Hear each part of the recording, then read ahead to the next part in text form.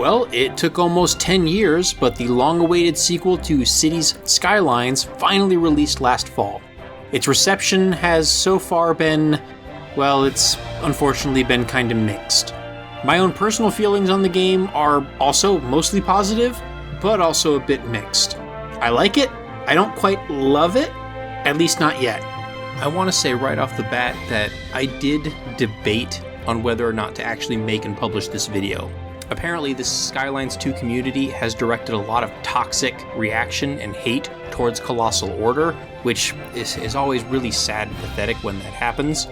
This toxicity could potentially impact the quality and timeline of potential updates, DLC, and expansions to the game, if it erodes Colossal Order's will and creative spirit. I really do not want to pile onto that toxicity, and I really hope that my viewers, including any potential Colossal Order employees who might happen to see this, take the following video in the spirit of constructive criticism in which it is intended. I loved the first Cities Skylines, and I like a lot of what Colossal Order is trying to do with this sequel. There's plenty of other content creators who have already made videos demonstrating faults in the game's simulation, whether real or perceived, and I'll go ahead and leave the discussion of the underlying simulation to those who understand it far better than I do.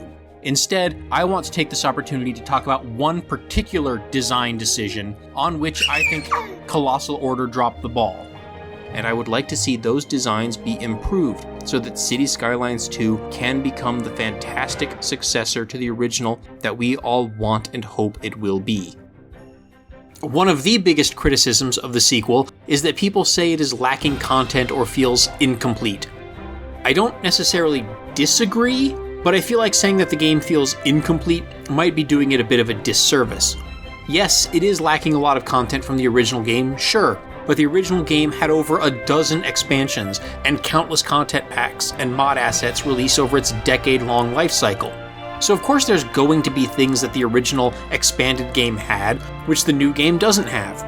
I will admit that some of the omissions are kind of head-scratchers to me, perhaps the biggest one being that they included a full seasonal cycle and divided leisure buildings up into generating summer recreation, outdoor recreation, and indoor recreation, but there's no buildings, at least not that I know of in the vanilla launch, that provide winter recreation.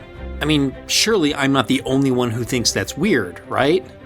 This sequel also has, and does, a lot of things that the original game didn't have and didn't do. It has a much more complicated economy in which all industries generate specific types of raw materials or goods, and all commercial stores sell specific types of goods or resources. Basically, the core idea of the industry's expansion supply lines and logistics was expanded out into the entire game, rather than just being limited to those few specialized industries. And in fact, the sequel includes content or ideas from almost all of the original game's expansions, except for Sunset Harbor.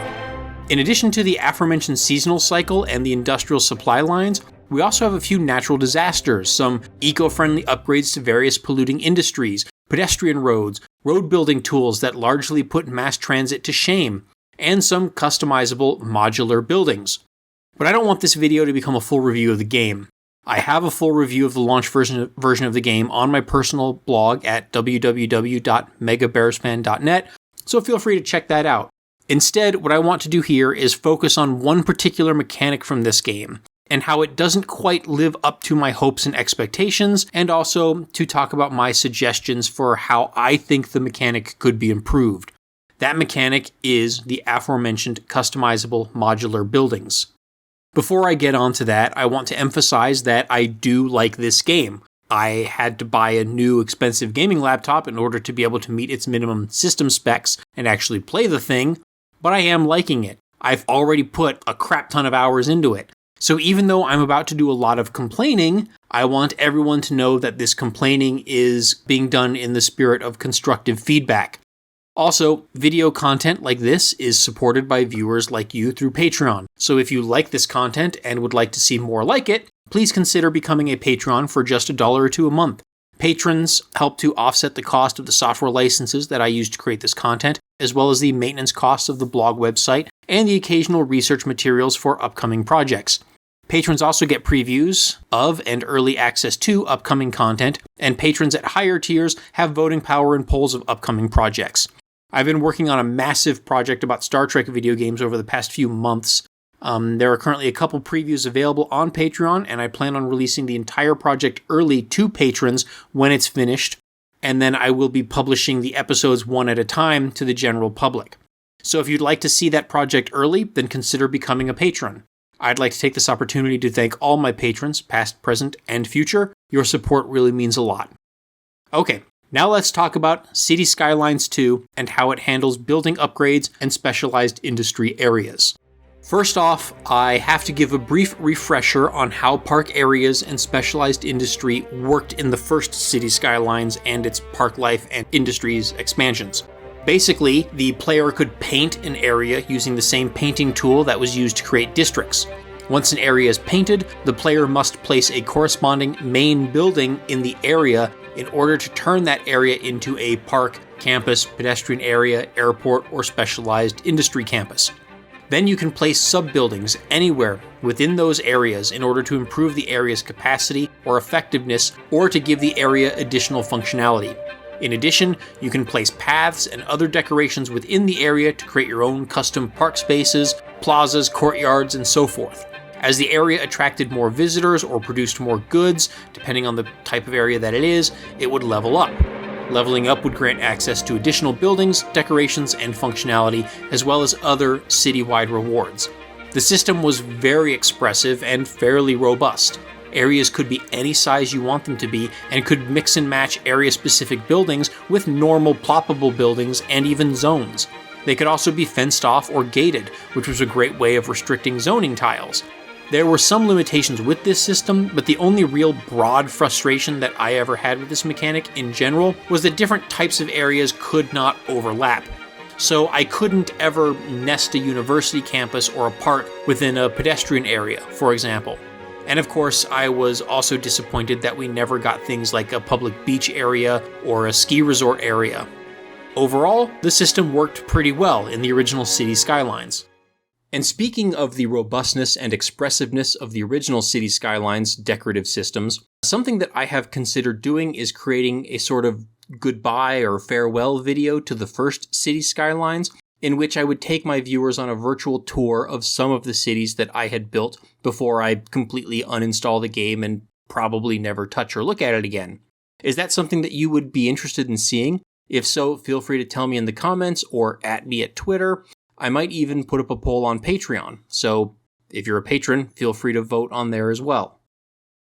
Cities Skylines II did carry over the district creation tool, and it also improved it so that it snaps to roads and makes it much clearer what is inside the district and what isn't. It also ported the general concept of modular infrastructure and campuses, and of specialized industry areas, but it decided to partially ditch the area painting tools.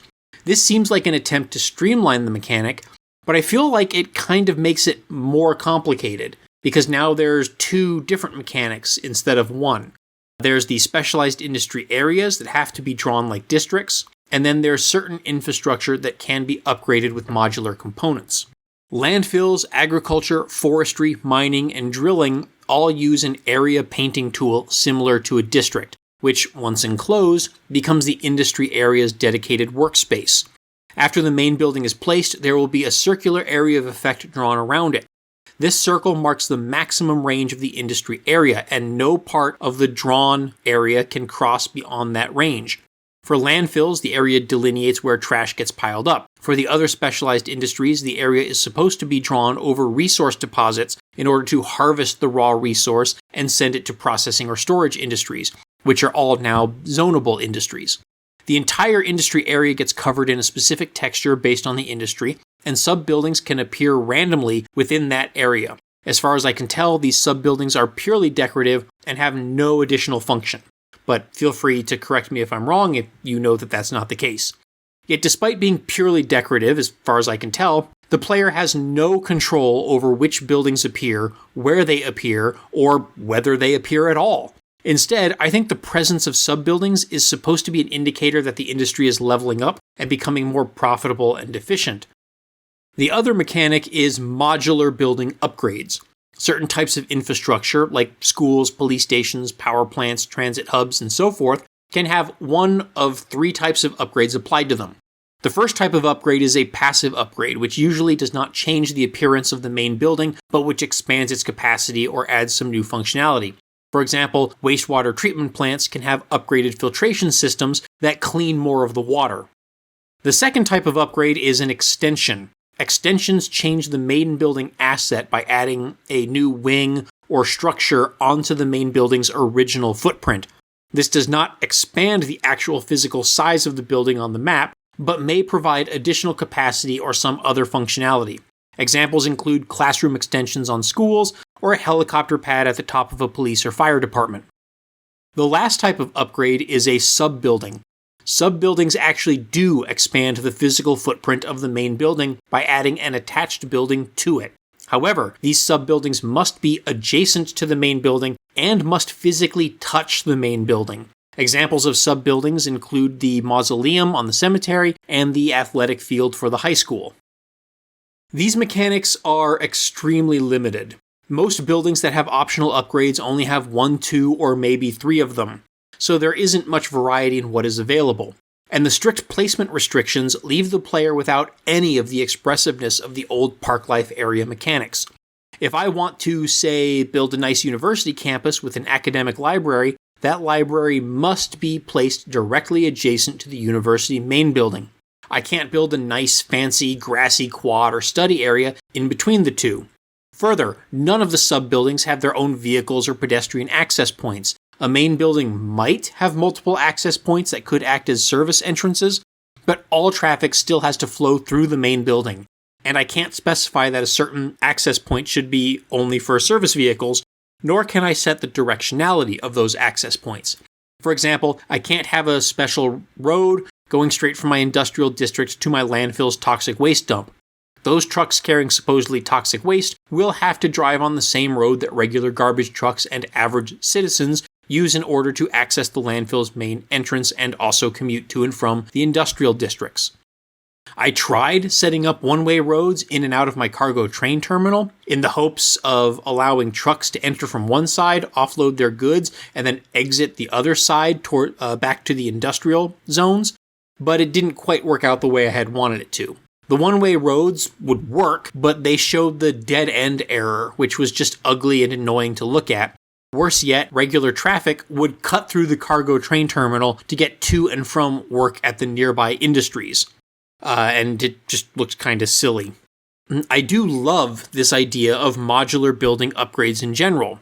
I like the idea of city infrastructure actually having to grow and expand as the city itself grows and expands in order to meet the increasing demand of that growing city.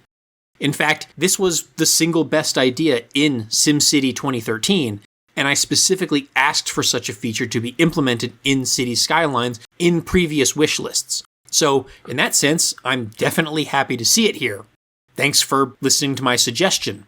But I have to say that I'm not quite happy with the final execution. SimCity actually did allow for a lot more expressiveness in its analogous mechanic, by allowing the player to also place decorative components such as signs and flag posts and so forth, as well as having more control over the exact placement of extensions. Cities Skylines II implementation feels a little restrictive and limited, even compared against SimCity back in 2013, and it is immensely less expressive than the area mechanics of the first Cities Skylines and its expansions.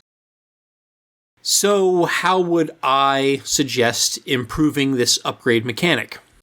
I don't want Colossal Order to throw the baby out with the bathwater and abandon either of these ideas or revert them back to the original game's mechanics. There is promise and potential in these new mechanics. Instead, I want to provide my own suggestion for how I would prefer that these mechanics work. I don't know if what I'm about to propose is technically feasible in Cities Skylines II's engine, but if possible, I would like to see these mechanics changed in future updates or expansions. Put simply, I would like for the industry area mechanic and the building upgrade mechanic to be recombined into a single, more robust mechanic. I propose that any building that has an optional sub-building should also have a range circle drawn around it, similar to the circular range drawn around industry area main buildings, in which you're allowed to draw the actual area for the industry. Sub-buildings should then be able to be placed anywhere within this circular range from the main building, assuming that it doesn't overlap with something else and that the location is otherwise a legal location for a building. Obviously, like, you shouldn't be able to put them on water unless it's a building that's allowed to go on water, like a, offshore drilling facility or something. Anyway, each sub-building should have its own pedestrian and or vehicle and or rail and or water access point that would need to be connected to the main building via a pedestrian path, road, rail, or water line, respectively. And it could optionally be connected to the rest of the city's network. This would allow sub-buildings to be placed detached from the main building, but still within close proximity, and would give the player more freedom to place or rotate the sub-buildings to fit the surrounding geography or to meet the player's personal aesthetic desires. The player would also be free to draw additional roads or paths or place other decorations and maybe even other ploppable buildings or zones in between the main building and its sub-building. This would allow that university campus that I mentioned earlier as an example to have a large courtyard or quad in between the main building and the library. Of course, some buildings or their sub-buildings could still require a direct attachment to the main building. For example, the expansion tank for the sewage outlet pipe should probably still have to be attached to the outlet pipe.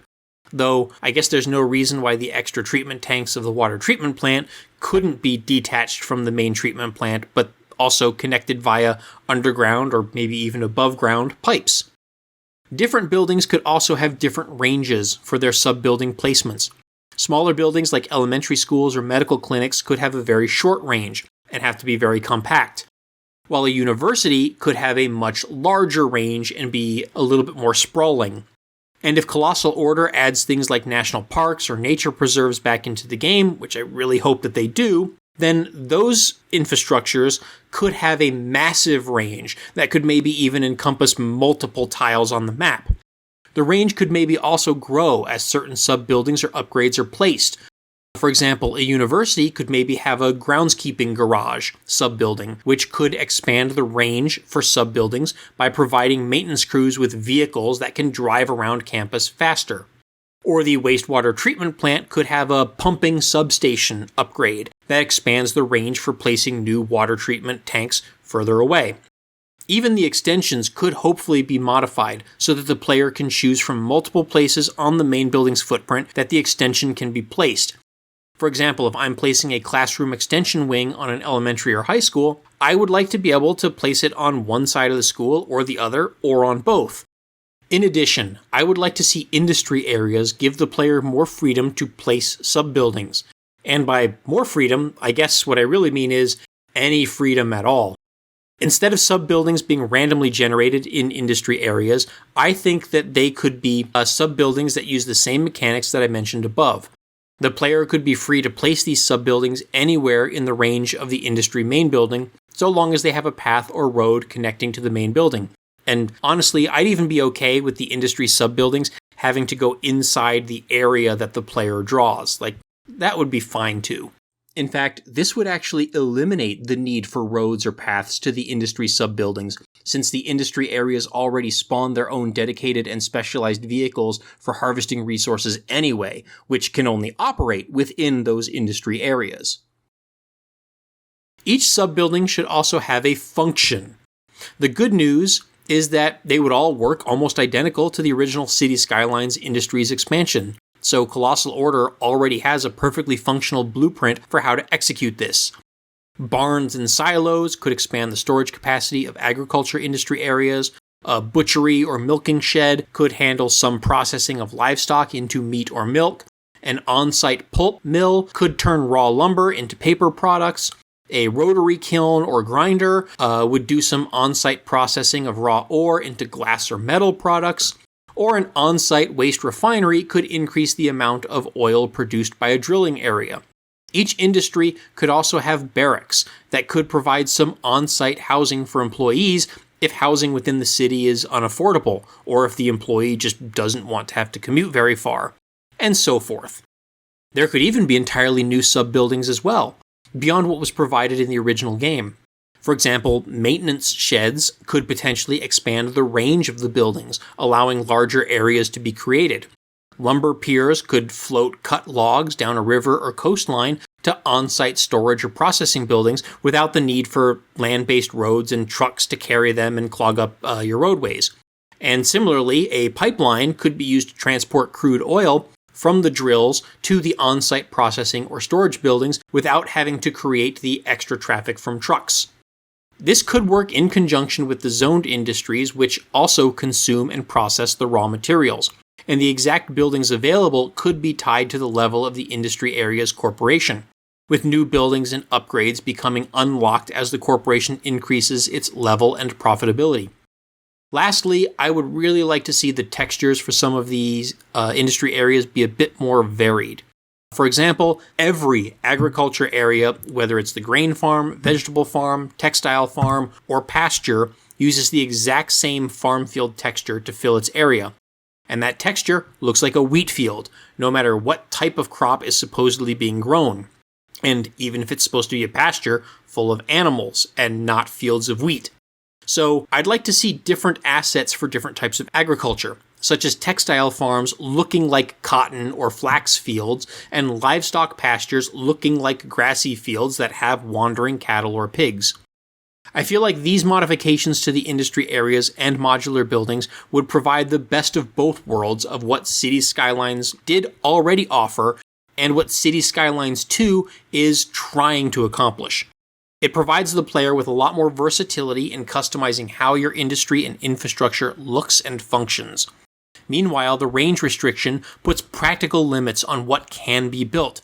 Players won't be able to build a single university campus that spans across the entire map, and the limited range might prevent all possible sub-buildings from being able to fit into a single building, forcing the player to have to make compromises and to specialize certain infrastructure in certain locations based on the local needs.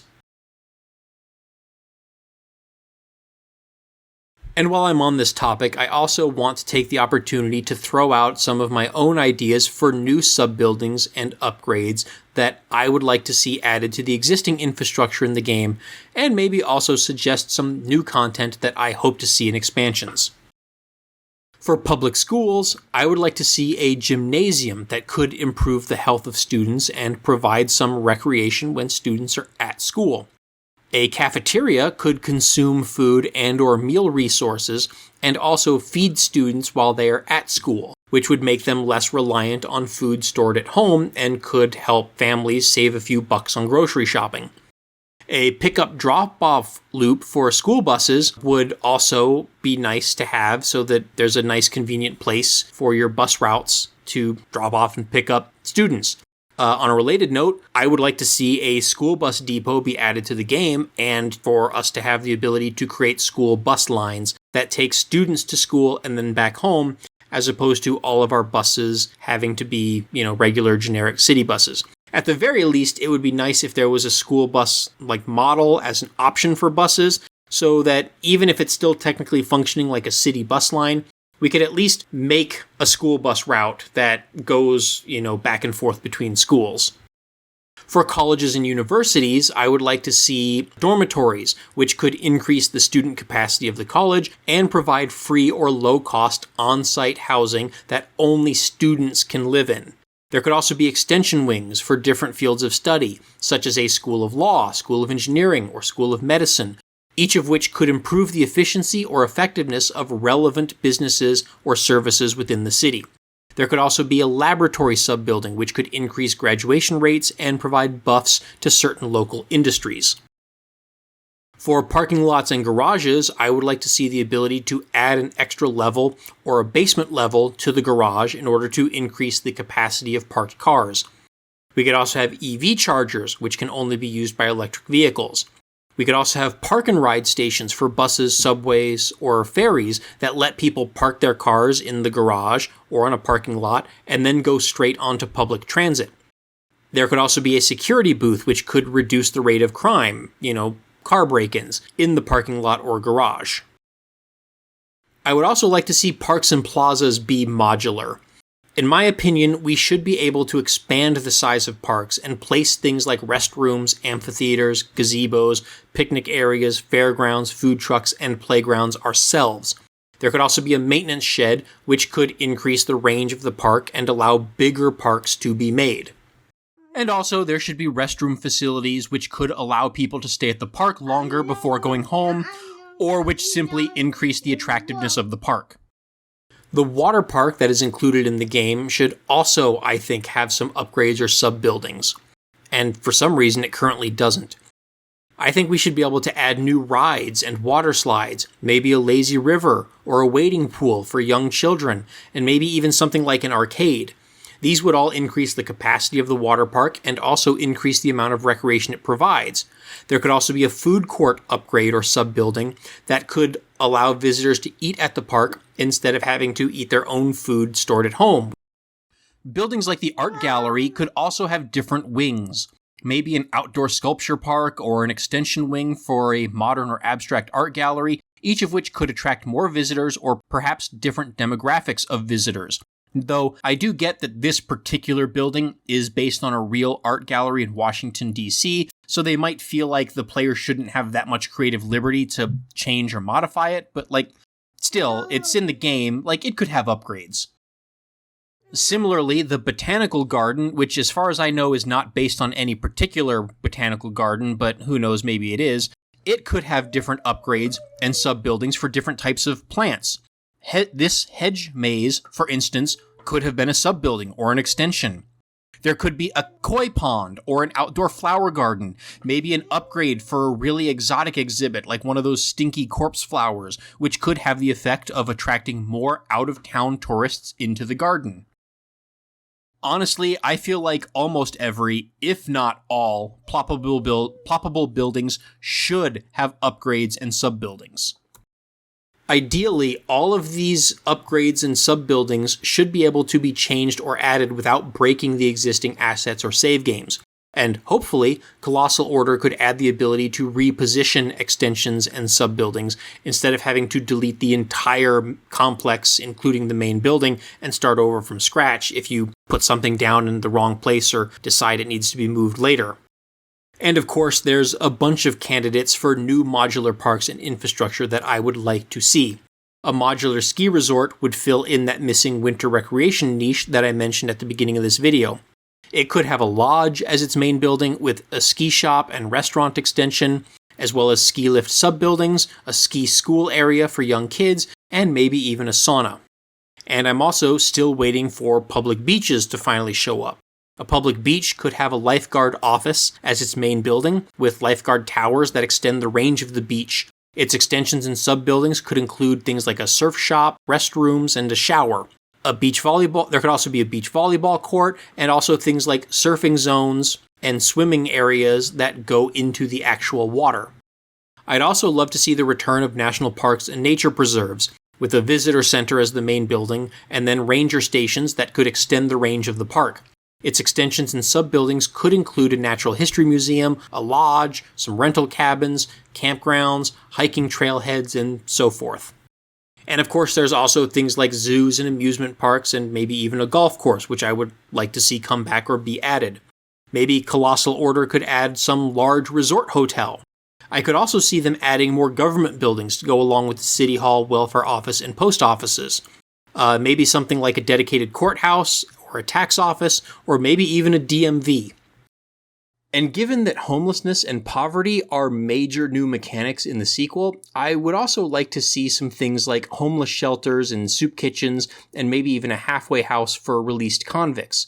Maybe also addiction rehab and mental health facilities could show up as well. Maybe. And of course, I'm sure expansions will eventually bring back professional sports stadiums, and maybe also the return of varsity sports. Also, as more of a minor nitpicky aesthetic thing, it would be really nice if the citizens had animations for actually appropriately using parks and recreation infrastructure. Like, for example, it would be nice if the people at this water park actually had animations for going down the slides and swimming in the water, instead of just walking in and then standing around for a few hours or just sitting in a lawn chair. I mean, sure, some people could sit in a lawn chair, some people go to water parks and beaches and do that, but, there should be some people swimming. And similarly, it would be nice to see people on the tennis courts actually playing tennis, and people on the basketball courts actually playing basketball, and maybe people in the parks and stuff jogging around or throwing frisbees or something like that. And, if there are future expansions that add things like beaches, I would of course like to see people actually swimming in the water, or maybe even surfing or bodyboarding or something like that. And, playing beach volleyball or building sandcastles or whatever. Make these things look a little bit more alive and, they're actually working like they're supposed to.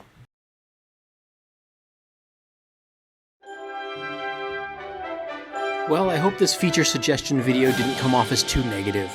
I am really rooting for Colossal Order and for Cities Skylines II, and I hope that the developers get all of the issues worked out with the game. Obviously, fixing things that are broken should take priority, but there should also be some consideration for improving the mechanics that are working as intended. I want this game to be as good as it can possibly be, and I do think that these suggestions will bring the levels of player expressiveness closer to that of the first game, while providing reasonable restrictions and limitations on the size and scope of city infrastructure, and also still staying true to the creative vision of the sequel's designers. I also have another idea for adding more customization and expressiveness to Cities Skylines II, which I will be putting in a separate video which I'll be releasing soon. In fact, it may already be available early to patrons by the time you're watching this. So be sure to subscribe to the channel so you'll see that video when it releases, and also be sure to like, comment, and share this video if you like these suggestions. Thanks for watching.